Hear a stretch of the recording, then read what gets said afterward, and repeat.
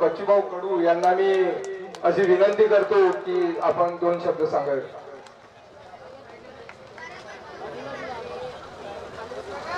भारत मातेला विनम्र अभिवादन करतो. खर तर सत्यपालांजींच्या या कीर्तनामध्ये आमच्या सारख्याचं बोलणं अधिक चांगलं नाही. सत्यपालांची वाणी खऱ्या अर्थानं सत्यावर चालतं आणि बुवाबाजीवर ते पिटळून बाहेर निघतं. आणणारा देणारा मोठा होऊ शकत नाही, पण बलिदान करणारा खऱ्या अर्थानं तुमचा आमचा देव होऊ शकतं, तुमचा आमचा नेता होऊ शकतं, असं नेहमी त्याच्या वाणीतून निघतंय. मित्र, जन्म सगळ्यालाच भेटतं. पूज्य बाबासाहेबाला जन्म भेटला होता, पण जन्माच्या नावानं बाबासाहेब मोठे झाले नाही. छत्रपतीला जन्म भेटला होता तेव्हा आम्ही पाहतोय छत्रपती मोठा जन्म झाला म्हणून आम्ही मोठा झाला नाही, पण छत्रपती आणि बाबासाहेब आंबेडकरांनी खऱ्या अर्थानं आम्ही पाहतोय मरण महत्वाचं केलं. ज्याचा मृत्यू चांगला आहे त्याचं जीवन चांगलं आहे, आणि ज्याच्या मृत्यूमध्ये खऱ्या अर्थानं चांगलपणा येतं तो सगळ्यांचं जीवन चांगलं करतो. ती ताकद खऱ्या अर्थानं तुम्हाला आम्हाला मिळतो. जन्म तुम्ही कोण कुणाच्या घरी घ्या, कुठल्या जातीत घ्या, कुठल्या धर्मात घ्या, कुठल्या पाकिस्तानात घ्या का अमेरिकेत घ्या, हा विषय महत्वाचा नाही, पण जन्म आणि मृत्यूच्या मधात तुम्ही काय काम करता ते महत्वाचं आहे. जन्म आणि मृत्यूच्या मधात तो चांगलं काम करतं. सामान्य माणसाचा आवाज जो होतो, जो सेवेचं खऱ्या अर्थानं काम घेऊन आमचं जीवन जगत असतं, तो महत्वाचा ठेवा. देवेंद्रजी मध्ये ते आम्ही पाहिजे. तुमचा पक्ष कोणता आहे आम्हाला ते माहित नाही. आमचं नातं तुमच्या जातीसोबत नाही, पक्षासोबत नाही, समोरच्याची जात कोणती आहे हे माहित नाही, मी कुठल्या जातीचा आहे हे आम्हाला ठाव नाही, पण आमची जात केव्हा आम्ही निर्माण करतोय जेव्हा एखाद्याचं दुःख आणि वेदना असं तिथं आमची जात आणि तिथं धर्म उभा राहिल्याशिवाय राहत नाही, हे खऱ्या अर्थाने निर्माण करत आहे. आणि म्हणून त्याची गरज आहे. आज जर आपण पाहिलंय का तुम्ही ज्या विचारानं आज जन्मदिवस चांगला करत आहे, कारण की आम्ही तुमच्या खिशात पैसे किती आहे महत्वाचं नाही, पण तुमच्या खोपडीत विचार कोणते आहेत ते महत्वाचे आहे. नाहीतर आपण पाहतोय का भला मोठा माणूस असतं, पण पैसा सगळा मंदिर मस्जिदीवरच खर्च करतो. गावातल्या अपंगाचं घर तसंच पडलं असतं.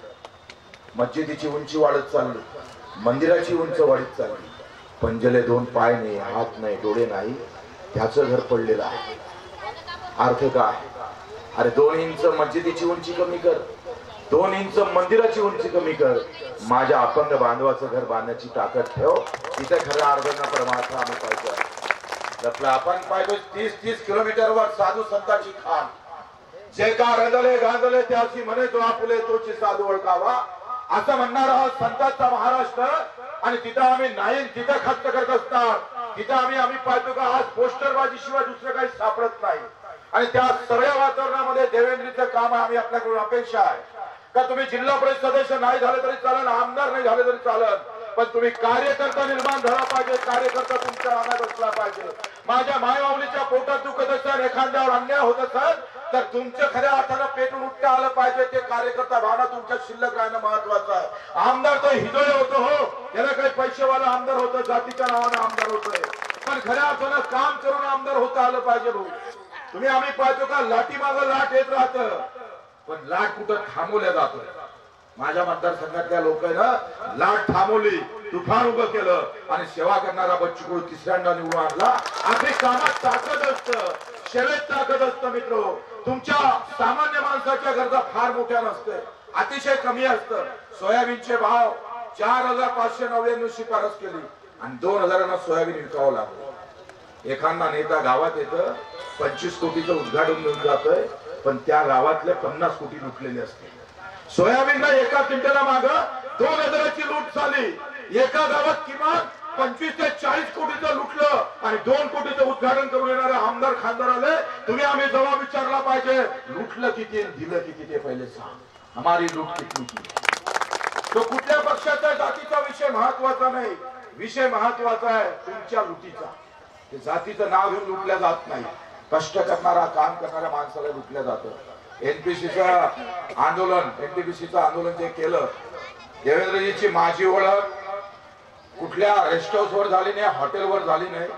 हा माणूस इथून 200 किलोमीटरवर माझ्याकडे आला म्हणे, बच्चू हो आमच्या एनटीपीसीच्या कामगारावर अन्याय होत आहे, जमीन आमची गेली, जुमला आमचा गेला, घर आमचं बरबाद झालं आणि पुन्हा आम्ही पाहतोय भांडवलशाही माजालेला. माझ्या काम करणाऱ्या कष्ट करणाऱ्या माणसाला जो बेमानीनं अशा प्रकारचा समोर येत असेल तर इथे काम आपण आंदोलन उभं केलं पाहिजे आणि त्या एका चांगल्या विचारानं देवेंद्रजी आमची बैठक भेट झाली. ही मैत्री आहे. ही मैत्री आम्ही पाहतोय रेस्टॉरंटवर बारवर झालेली नाही. हे तुमच्या समस्यातून झालेली मैत्री आहे. ही मैत्री निश्चितच याच कामासाठी कामी आल्याशिवाय राहणार नाही हे सुद्धा अपेक्षा करतो आणि ते दोन शब्द संपवतो.